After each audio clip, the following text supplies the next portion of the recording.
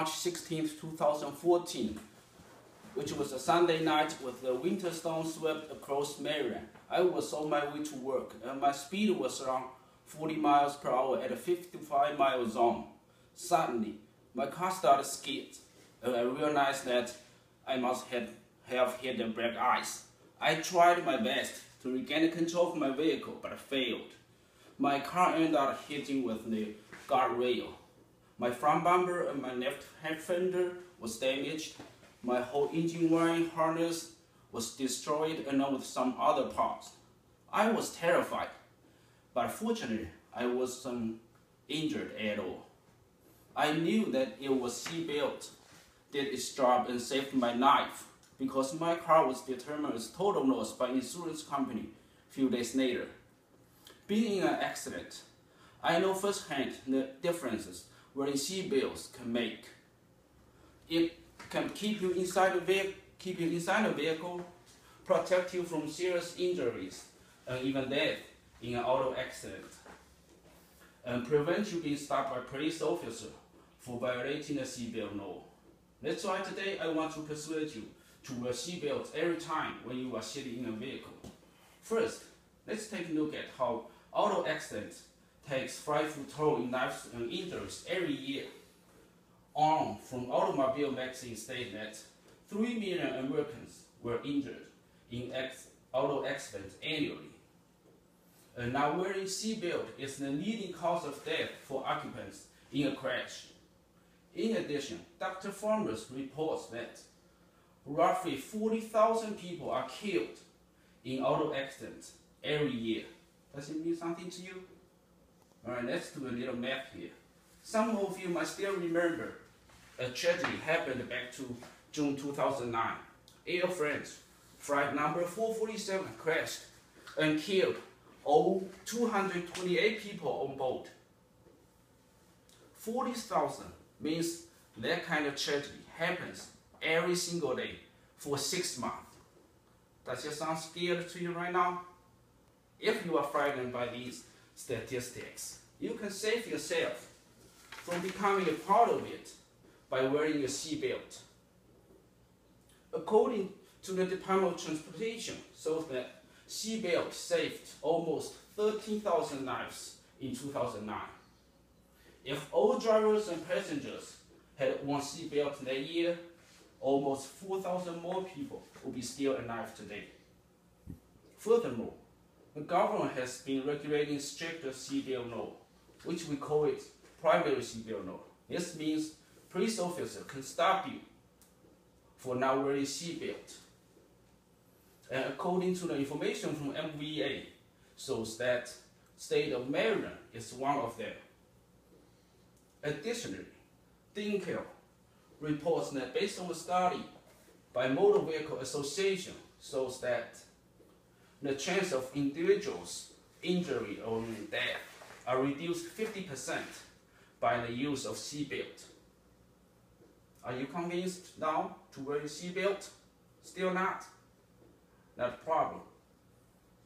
I'm gonna show you how seatbelts can benefit you. I can visualize the benefit of seatbelt by objecting the following reasons you might have not to wear a seatbelt. Reason number 1. You might think that you can brace yourself in a case of accident, or you don't need to wear a seatbelt during short trips, which is not true.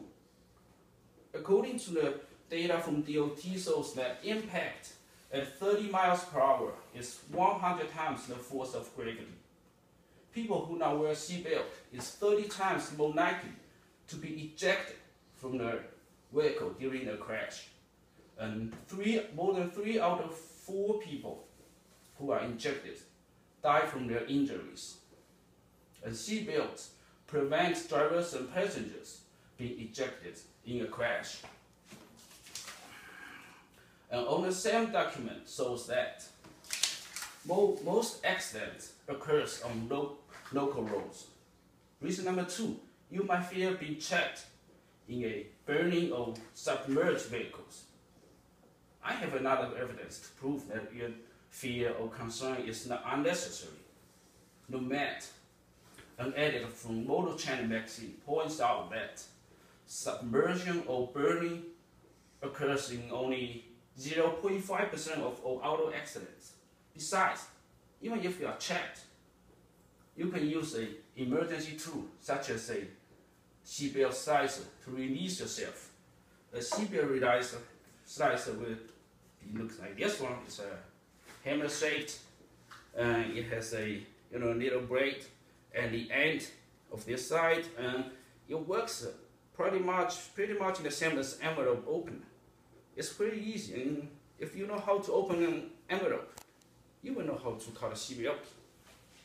And as a matter of fact, even if you involved in this kind of accident, seatbelt helps keep you conscious and able to escape. And reason number 3, you don't use seatbelt because you feel they're uncomfortable and you trust airbags as your protection.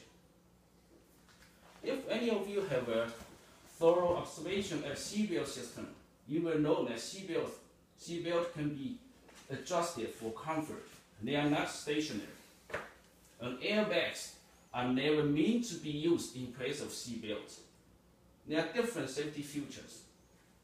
I hope you now have a better understanding of how seatbelts can keep you inside the vehicle, protect you from serious injury or even death in an auto accident, and prevent you being stopped by a police officer for violating the seatbelt law.